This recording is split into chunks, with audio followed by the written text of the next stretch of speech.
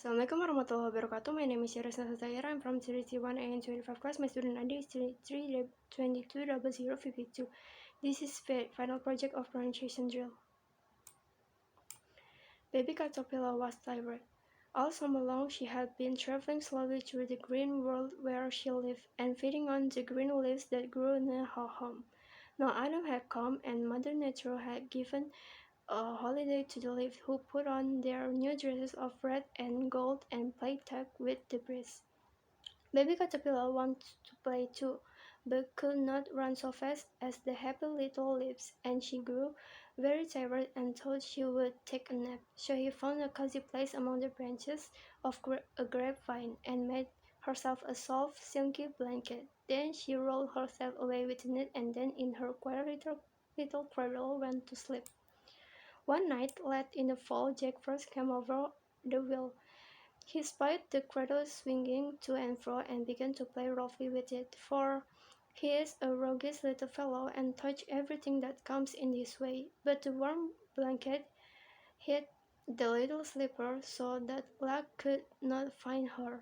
By the by, King Winter came bringing beautiful snow blankets to Mother Nature Flower's babies. He gently rocked the cradle as he passed and whispered, "Sleep, baby, sleep. You have no need of my blankets." At last spring came with the sunbeams, the best and merriest of Mother Nature helpers. They awoke the flowers from their long winter nap and called to the birds and the brooks to begin their song. When they came to the little brown cradle, they stopped to rest, and baby caterpillar began to get very warm under the thick blanket. She woke up and stretched herself, and her cradle broke, and she came out to greet the spring. But what a change! Instead of the old dingy dress that she went to sleep in, she now had a beautiful yellow one, and instead of crawling among the leaves, she flew up and away into the sweet spring air to play with the sunbeams and flower, and the little children called her a butterfly. How much would a woodcock cock if a woodcock could cock wood?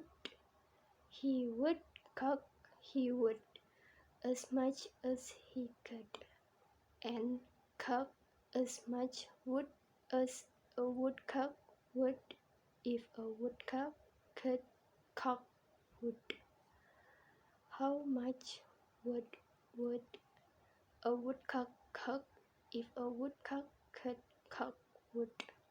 He would cock, he would, as much as he could, and cut as much wood as a woodcock would if a woodcock could cock wood. How much wood would a woodcock cock if a woodcock could cock wood? He would cock, he would, as much as he could, and cock as much wood as a woodcock would if a woodcock could cock wood.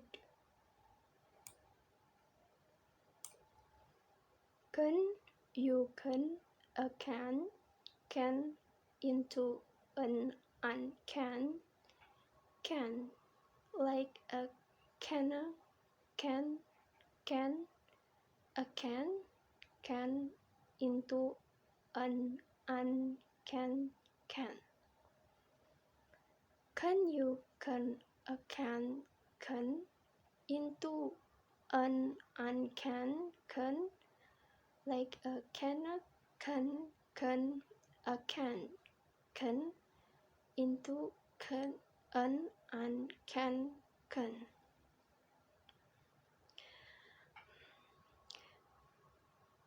Can you a can into an uncan, can, like a canna, a can into an uncan, can? Silly, Sally, swiftly, shoo, 7 silly sheep. The 7 silly sheep, silly Sally, shoo, silly Sally, sob. These sheep shouldn't sleep in a shack. Sheep said sleep in the shed. Silly Sally swiftly shoo, seven silly sheep. The seven silly sheep. Silly Sally shoe, silly Sally south. This sheep shouldn't sleep in a shack. Sheep should sleep in a shed. Silly Sally's shoe, seven silly sheep. The seven silly sheep, silly Sally shoe, silly Sally south. These sheep shouldn't sleep in a shack. Sheep should sleep in a shed.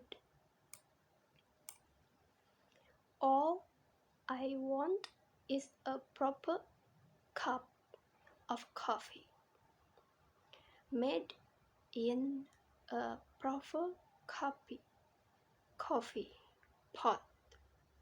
I may be off my dot, but I want a cup of coffee from a proper coffee pot. All I want is a proper cup of coffee, made in a proper coffee pot.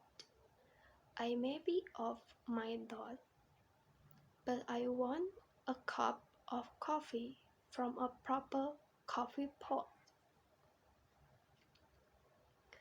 All I want is a proper cup of coffee made in a proper coffee pot.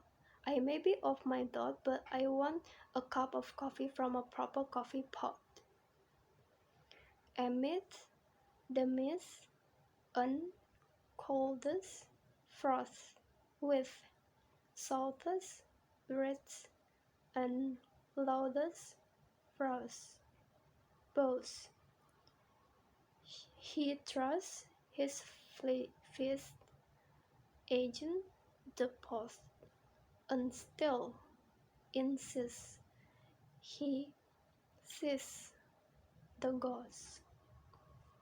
Amid the mid and coldest frost, with stoutest breath and loudest bolts, she trusts his feet against the post, and still insists he sees the ghost. Amidst he meets and coldest frost, with stoutest wrists and loudest bolts, he trusts his feet against the post, and still insists he sees the ghost.